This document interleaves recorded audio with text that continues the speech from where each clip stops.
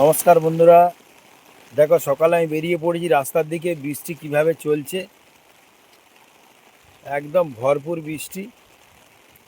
বৃষ্টির নামগন্ধ থামার নেই। একটু আগে খুব জোরে হচ্ছিল, এখন একটু হালকা হচ্ছে, তবে বৃষ্টি ভালোই হচ্ছে।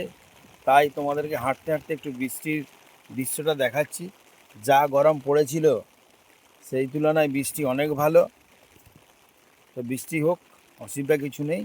তবে বৃষ্টি হলেই আমাদের ভয়, আমাদের নদীর জল এসে মাঠে গিয়ে আসবে, গোটা চারিদিক ডুবিয়ে দিবে, এটাই ভয়। নাহলে বৃষ্টি হলে আমাদের কোনো ক্ষতি নেই।